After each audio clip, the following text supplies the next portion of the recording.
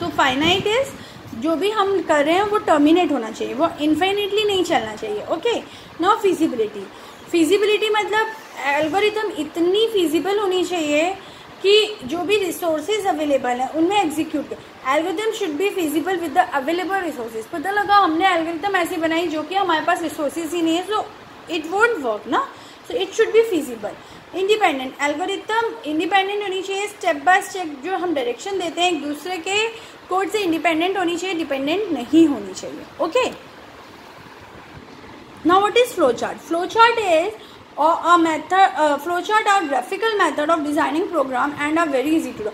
मतलब flow chart क्या होता है? कोई भी टास्क है अगर हमें करना तो उसका ग्राफिकल मेथड है। अगर मुझे कोई भी चीज़ अंडरस्टूड करनी है तो यू ऑल नो कि अगर हमने फ्लो चार्ट बनाया है तो वो बहुत इजीली हम अंडरस्टूड कर सकते हैं।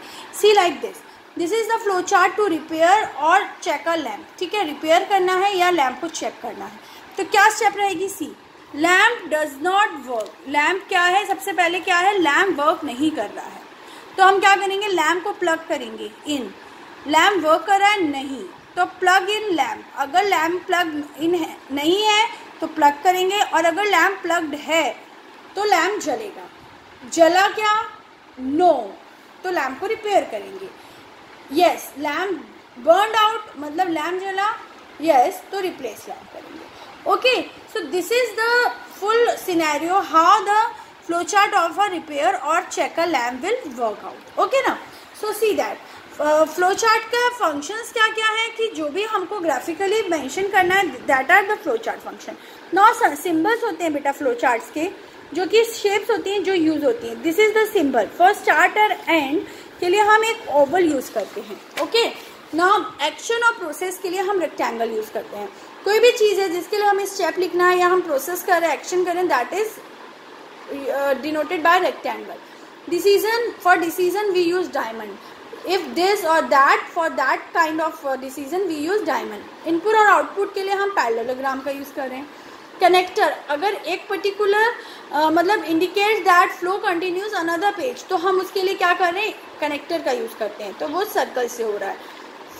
Flow is arrow. Arrow line indicate क्या करती है? इस स्टेप के बाद ये डायरेक्शन होगा। और डॉक्यूमेंट के लिए हम डॉक्यूमेंट साइन यूज करते हैं। Okay, this is the workout. Now suppose if I want to calculate simple interest, अगर मुझे कैलकुलेट करना है तो see, this is the working out. Start, read name, balance, rate. Interest का फॉर्मूला लगाया, balance into rate. अब हमने क्या किया? यहाँ पे रीड किया था, यहाँ राइट कराया, राइट नेम कॉमा। अब हमने क्या? इंटरेस्ट बैलेंस रेट एंटर कर दिया था। अब आउटपुट आया interest stop. Okay, this is the simple way of the flow chart. किसी भी चीज़ के लिए अगर हमें करना है तो हमें क्या करना पड़ेगा? सिंपल फ्लो चार्ट से हम उस चीज़ को एक्सप्लेन कर सकते हैं। अब यूजेस ऑफ फ्लो चार्ट्स क्या क्या होते हैं?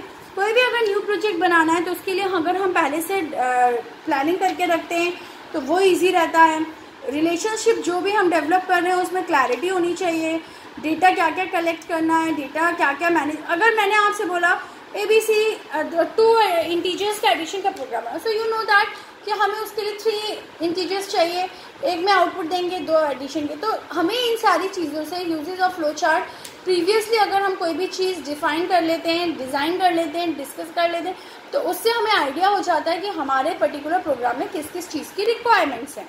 Okay, so this is the way for if we use flowchart, it will be very easy for us to execute our program efficiently. Okay, so guys, I will be providing you the exercise as well as questions for this chapter.